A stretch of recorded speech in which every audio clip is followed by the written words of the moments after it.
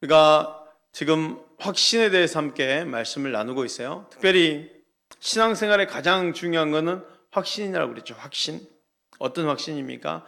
성경 말씀을 근거로 확신을 갖는 거예요.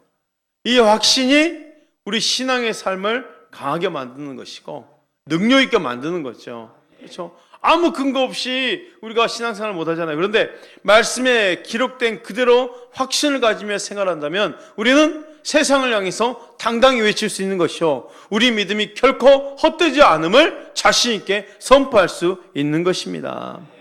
여러분, 성경 말씀을 근거로 확신 있는 삶을 살아갈 수 있기를 축복합니다. 우리가 전능하신 하나님은 나의 아버지 되심을 우리가 확신했어요. 성경을 근거로 말이죠. 또한 예수님이 하나님이시며 그 하나님 되심을 우리가 또 확신했어요. 오늘 예수님에 대해서 다시 한번 확신할 때, 예수님은 이 십자가 사건 가운데 우리에게 아주 오래전에 기록된 사건이지만 역사적 사실이요 또 기록된 성경의 예언이었다는 것을 함께 나눠보고자 합니다. 예수님의 십자가는요, 이미 십자가 사건이 있기 한참 전부터 예언된 말씀이었어요.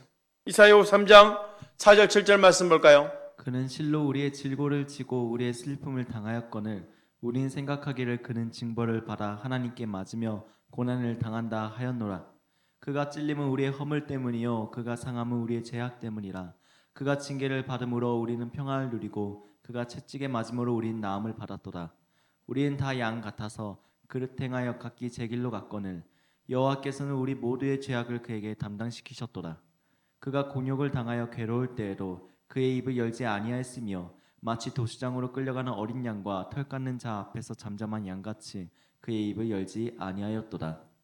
여러분, 우리가 금요 기도의 가운데는요, 제가 이렇게 금요 말씀을 준비할 때는 사실 여러 말씀 또 그 외의 예와 거의 준비하지 않잖아요. 금요 기도의 말씀은 그냥 정말 단순하게 해요. 그냥 말씀과 기도예요. 그렇죠? 그냥 말씀과 기도만 하고 있어요. 그리고 그 근거에 대해서 정확하게 핵심만 짚고 기도하는 시간이거든요. 주일 예배야 제가 충분한 또 말씀도 준비하고 여러 가지 또 예화도 만들지만 금요 기도의 가운데 정말 단순한 말씀만 가지고 우리가 기도하는데, 더러 우리 권사님들 또 우리 사람들 하는 말이 그래요. 굳이 막 기도원 가서 에너지를 받고 충만해야겠다는 생각이 안 든대요. 하지만 그냥 교회 와서 이 말씀과 기도가 너무 더 강력하게 와닿으니까 정말 큰 은혜 받고 있다고 그러는 거예요. 맞습니다. 하나님의 말씀이 가장 강력하거든요. 그리고 단순한 말씀 붙들고 또 기도하는 거죠. 그 시간이 바로 오늘 금요 기도의 시간이에요. 십자가 예언, 이 이사야 말씀 우리가 너무 잘 알고 있죠. 예수님을 위한 예언의 말씀이었어요. 성경은요, 이미 예수님이 태어나시기 오래전에 우리 예수님이 십자가에서 고난당하실 것을 예언하셨다는 것이에요. 이 이사야 예언의 말씀뿐만 아니라 예수님 자신도 십자가에 예언을 하셨어요. 제자들에게 말이죠. 마태복음 16장 21절 말씀입니다. 이때로부터 예수 그리스도께서 자기가 예루살렘에 올라가 장로들과 대제사장들과 서기관들에게 많은 고난을 받고 죽임을 당하고 제3일에 살아나야 할 것을 제자들에게 비로소 나타내시니. 자, 십자가 있기 전입니다. 주님이 직접 말씀하시는 거예요. 어떤 말씀입니까? 본인이 제사장들과 장로들과 또 서기관들에게 많은 고난을 받고 죽임을 당할 것을 예언하시는 거예요. 예루살렘에서. 그런데 죽음으로 끝날 것이라 하지 않습니다. 제3일에 다시 살아날 것도 말씀하신 거예요. 예수님이 그 말씀을 방금 읽었던 마태복음 16장에서만 말씀하셨을까요? 아닙니다. 수차례 여러 번 이 동일한 말씀을 하셨어요. 예언의 말씀. 어떤 말씀을 근거로도 나옵니까? 이사야의 말씀뿐만 아니라 성경의 구약의 수많은 예언의 말씀과 함께 예수님 자신도 이 십자가를 그대로 말씀하셨다는 거예요.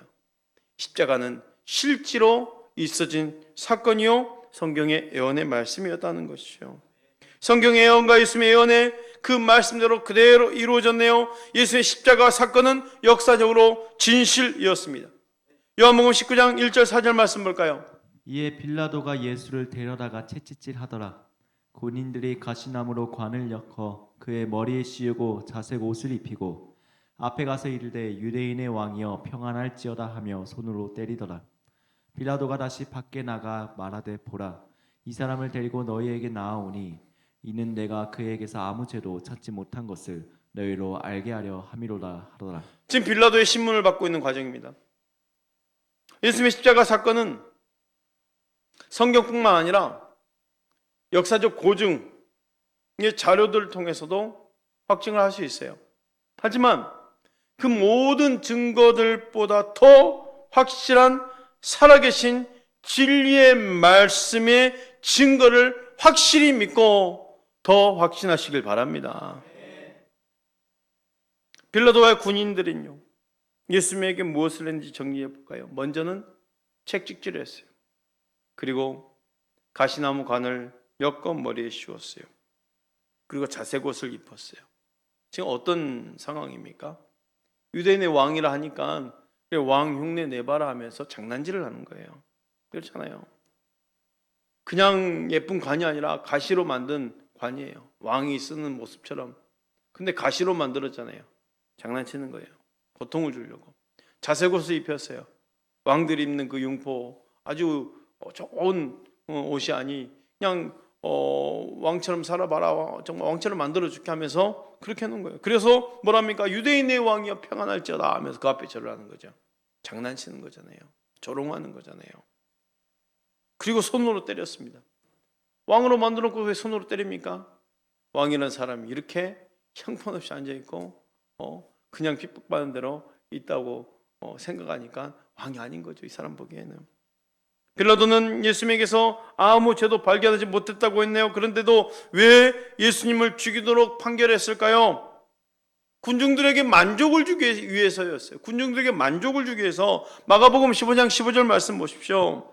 빌라도가 무리에게 만족을 주고자 하여 바라바는 놓아주고 예수는 채찍질하고 십자가에 못 박히게 넘겨주고 무리들을 만족시키려고 예수님 십자가에 내줬다는 말입니다.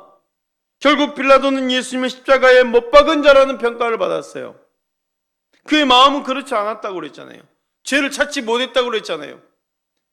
왜 빌라도가 예수님의 십자가로 못 박은 자로 낙인이 찍혔습니까? 빌라도가 최종 결정권자인 그 당시 재판장이었기 때문에 지금도 낙인이 찍힌 거예요. 그렇잖아요.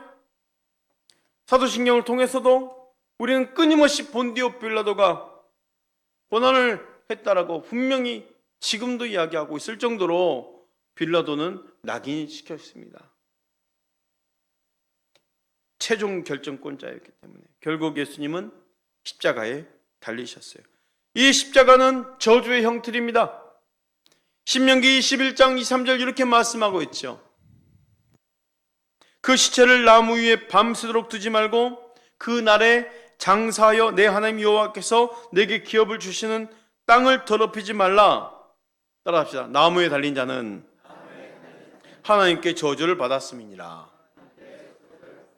이미 구약 신명기상에서도 이 나무에 달린 자는 저주를 받았다라고 말하고 있어요. 나무에 죽은 자를 어떻게 하냐면 밤새도록 나무에 두지 말고 그날에 장사를 해라 그랬어요. 왜 나무에 달아둔 것은 하나님께 저주를 받는 자이기 때문에 부정하다는 거죠. 빨리 처리를 해라는 거예요. 그런데 예수님은 그 저주의 형틀인 십자가 그 나무에 달리셨다는 거죠. 갈라디아 3장 13절 이렇게 말씀하고 있습니다. 그리스도께서 우리를 위하여 저주를 받은 바 되사 율법의 저주에서 우리를 속량하셨으니 기록된 바 나무에 달린 자마다 저주 아래에 있는 자라 하였습니다. 기록된 바 나무에 달린 자마다 저주 아래에 있는 자라 하였습니다. 이 기록된 바, 이 기록은 어떤 말씀이에요? 아까 제가 읽어드렸던 신명기 21장에 있는 말씀이에요. 나무에 달린 자마다 저주에 받은 자라고 했어요. 예수님이 그 저주의 형태를 지금 달리셨다는 거예요. 왜 달리셨습니까? 다시 한번 갈라디아 3장 13절 말씀 띄워주십시오. 그리스도께서 우리를 위하여 저주를 받은 바 되사, 예수님이 십자가에서 지금 저주를 받으신 거예요. 누구를 위해서요? 우리를 위해서. 우리를 성량시켜 주시기 위해서 그가 저주를 받으신 거예요. 내가 저주를 받아야 되는데 나를 위해서 예수님이 저주를 받으신 것입니다. 나무에서, 그 십자가에서. 사랑하는 성도 여러분, 예수님이 저주를 받으심으로 내가 저주에서 해방되었음을 확신하시길 바랍니다. 예수님은 죄인처럼 십자가에 죽으셨지만 실제로는 죄가 없으셨어요. 곧 예수님의 십자가는 죄인인 나를 위함인 것입니다. 예수의 십자가는 성경의 예언대로 그대로 이루어졌음을 확신하시길 바랍니다. 그대로 이루어졌어요. 십자가에 그대로 달리셨어요. 그대로 죽으셨어요. 십자가에서. 이 십자가 사건은 그냥 우리가 말하는 교회에 달려있는 그 십자가의 모습, 목걸이를 매달고 있는 그 십자가, 아름답게 보여지는 그런 모양으로 기념할 만한 것이 아니었다는 거예요. 실제로 십자가 사건은 이루어졌다는 것입니다. 그런데도 지금 우리 십자가를 어떻게 생각합니까? 아름답게 생각하죠. 왜 그렇습니까? 예수님이 달린 십자가였기 때문에, 그 십자가는 나를 살린 십자가였기 때문에 그 저주의 형태를 바꿔버린 거예요. 지금은 예수님 십자가의 피가 나의 모든 죄를 사하였음을 확신하시길 바랍니다. 히브리서 12장 1절 2절 말씀이에요. 이러므로 우리에게 구름같이 둘러싼 허다한 증인들이 있으니 모든 무거운 것과 얼매기 쉬운 죄를 벗어버리고 인내로써 우리 앞에 당한 경주를 하며 믿음의 주요 또 온전하게 하신 이인 예수를 바라보자. 그는 그 앞에 있는 기쁨을 위하여 십자가를 참으사 부끄러움을 개의치 아니하시더니 하나님 보좌 우편에 앉으셨느니라. 그 앞에 있는 기쁨을 위해서 지금의 십자가를 참으사 부끄러움을 개의치 아니하시더니 하나님 보좌 우편에 앉으셨느니라 그랬어요. 구름같이 둘러싼 허다한 증인들이 있다고 그러네요. 그 증인들은 어떤 증인이었습니까? 히브리 11장을 보면 아벨을 포함해서 그 11장에 있는 믿음의 사람들, 등장하는 믿음의 사람들입니다. 이 증인들이 우리 앞에 살아있음을 믿으십시오. 이 증인들이 있다면 우리 또한 믿음의 주요 온전하게 하신 예수님을 바라봐야 하는 것입니다. 예수님은 십자가의 고통을 참으셨어요. 참아낼 수 있었던 것은 십자가 앞에 있는 기쁨 때문에, 그 기쁨 때문에 부끄러움을 개의치 아니하시고 부활하여 하나님의 보좌 우편에 앉으셨네요. 골로새 1장 13절 14절 볼까요? 그가 우리를 흑암의 권세에서 건져내사 그의 사랑의 아들의 나라로 옮기셨으니 그 아들 안에서 우리가 속량 곧 제 사함을 얻었도다. 따라합시다. 그의 사랑의 아들의 나라로 옮기셨으니, 그의 사랑의 아들의 나라로 옮기셨으니 했어요. 그 아들 안에서 우리가 속량 곧 제 사함을 받았느니라. 예수님 우리를 흑암의 권세에서 건져내셨습니다. 흑암의 권세에서 건져내사 사랑의 아들이신 예수님의 나라로 옮겨 주셨습니다. 하나님의 아들이신 예수님 안에서는 우리가 결코 속량 곧 제사함을 받았다네요. 이어서 골로새 1장 20절 말씀 보십시오. 그의 십자가의 피로 화평을 이루사 만물 곧 땅에 있는 것들이나 하늘에 있는 것들이 그로 말미암아 자기와 화목하게 되기를 기뻐하심이라. 그 십자가의 피로 화평을 이루사, 예수님 십자가는 모든 인류에게 하나님과 화목을 안겨 주었다는 거예요. 무엇으로 그렇게 할 수 있었을까요? 바로 예수님의 피로 화평을 이루사예요. 예수님의 피로 화평을 이루신 거예요. 이것이 곧 십자가에서 예수님의 그 피의 권세인 것입니다. 십자가에 일러진 보혈의 권세인 것입니다. 그 보혈의 권세가 나에게 임함을 믿으시길 바랍니다. 십자가는 화평인 거예요. 화목입니다. 원수된 것을 소멸하시는 능력입니다. 에베소 2장 16절 말씀이에요. 또 십자가로 이 둘을 한 몸으로 하나님과 화목하게 하려 하심이라. 원수된 것을 십자가로 소멸하시고 하나님과 원수된 것을 소멸하는 것이 바로 십자가의 능력이라는 거죠. 이 십자가의 피의 효능은 일시적인 것이 아닙니다. 단번에 이룬 영원한 속죄인 거예요. 그런 2000년 전에 있었던 그 십자가의 보혈의 능력이 지금을 살고 있는 우리에게 그대로 적용되는 거예요. 일시적인 것이 아니라 단번에 이런 영원한 속죄를 이루어내신 것. 갈보리 언덕의 십자가의 보혈이 오늘을 사는 내 죄를 사하는 능력이 있음을 믿으시길 바랍니다. 히브리서 9장 12절 말씀. 염소와 송아지의 피로 하지 아니하고 오직 자기의 피로 영원한 속죄를 이루사 단번에 성소에 들어가셨느니라. 14절 말씀. 하물며 영원하신 성령으로 말미암아 흠없는 자기를 하나님께 드린 그리스도의 피가 어찌 너의 양심을 죽은 행시에서 깨끗하게 하고 살아계신 하나님을 섬기게 하지 못하겠느냐. 예수님은 그 십자가의 피로 영원한 속죄를 이루셨네요. 많은 사람을 위하여 흘리는 언약의 피로 인해서 많은 사람이 죄 사함을 얻게 되었는데 그 많은 사람 가운데 내가 있을까요, 없을까요? 내가 있어요. 내가 포함되어 있는 거예요. 예수님의 피만이 영원한 속죄 효능이 있음을 확신하시길 바랍니다. 그렇다면 그 십자가는 우리의 자랑이 되어야 되는 것이죠. 그렇죠? 고린도서 1장 18절 말씀 볼까요? 우리 함께 읽어봅시다. 시작. 십자가의 도가 멸망한 자들에게는 미련한 것이요 구원을 받는 우리에게는 하나님의 능력이라. 아멘. 십자가의 도가 멸망한 자들에게는 미련한 것이요 구원을 받는 우리에게는 하나님의 능력이라 했어요.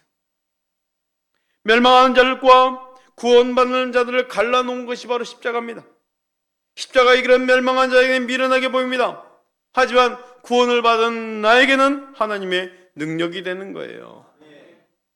그 저주의 형틀인 십자가가 나에게 능력이 되었다는 것, 그 확신으로 살아가는 거죠.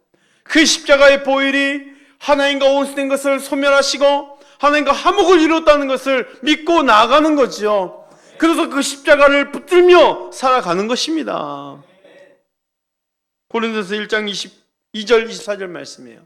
유대인은 표적을 구하고 헬라인은 지혜를 찾으나 우리는 십자가에 못 박힌 그리스도를 전하니 유대인에게는 거리끼는 것이요 이방인에게는 미련한 것이로되 오직 부르심을 받은 자들에게는 유대인이나 헬라인이나 그리스도는 하나님의 능력이요 하나님의 지혜니라. 유대인과 헬라는 표적과 지혜를 찾고 구합니다. 하지만 예수님을 믿는 나는 십자가에 못 박히신 예수님을 전하는 것입니다.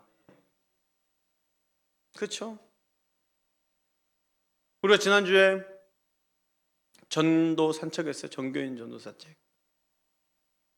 은평 터널 넘어서 수색주구에 우리 두 팀, 여전도의 두 팀이 나갔죠. 또 이곳에 교회 앞에 사거리에 청년들, 학생들 버스킹 찬양하고 그 옆에 또 한 팀이 전도하고 있고 또 밑에 놀이터 도서관 옆에서 또 전도하고 있고 제가 이제 사모님과 제 아내와 함께 현장에 둘러보면서 놀이터를 갔는데 어떤 어르신이 지나가면서 그냥 당당하게 이렇게 받아가셔요. 이것도 주고 저것도 주고 또 마침 그 팀도 커피를 또 드시고 있어서 또 시원한 아이스 아메리카노도 받아가시더라고요. 그러면서 하는 말 뭐라는지 아세요? 성원교회네? 아까도 저기 수색 앞에 있던데? 하면서 하시는. 이분은 수색교회 다니신 분이었어요. 수색교회에서부터 계속 우리 전도팀 마주치는 거예요. 그렇죠? 그리고는 또 여기 와서 또 마주치는 거예요. 와, 속으로 야, 수색교회 성도님이 얼마나 이 성원교회를 생각하면서 물론 야, 교회 참 멋있다, 성도들 참 대단하다 그런 느낌도 받았을 것이고 성원교회 이렇게 열심히 해? 라는 생각도 했을 것이고 참 그 생각 자체로도 뿌듯했어요. 감사하고 그러잖아요. 저 터널부터 이 넘어와서 여기까지 얼마나 많은 사람들이 그냥 퍼쳐서 했을 거라 상상했겠죠. 열심히 하는 모습을. 참 제가 전번에 말씀드렸잖아요. 네오교회 앞에 그쪽에서 거기 이제 파주 가까운 곳이잖아요. 거의 도회지 안쪽 시골 쪽인데 주말에 목사님이 나갔더니 전도팀을 세 팀을 만났다고요. 신천지, 여호와의 증인, 안식교. 교회 팀 한 명도 안 만나고 충격을 받은 거예요. 충격을 받은 거예요. 그렇게도 열심히 하는데, 그렇죠? 네. 여러분, 지역을 살려내는 것이 바로 교회인 것을 믿으시고 우리가 그 역할을 감당할 수 있음에 감사하시길 바랍니다. 그런 의미에서 힘차게 다시 한번 인사할 거예요. 사람에게 쓰임받아 감사합니다. 우리 한나 권사님들께서 기도해 주셨어요. 여러분 현장에 있을 때 여러분 아시죠? 순간 제가 이제 한나 권사님들 위해서 기도하고 이제 나가는데 기도하는데 이런 말씀 생각이 떠오르는 거예요. 모세가 손을 들고 기도하면 그 현장에서 그 여호수아와 군인들이 전쟁에 이기고 손이 내리면 전쟁에서 지고 승패 현장이 어디에 달렸어요? 기도에 달렸어요. 우리 권사님들이 기도해 주셔서 그 현장이 복된 현장이었고 승리하는 현장이었죠.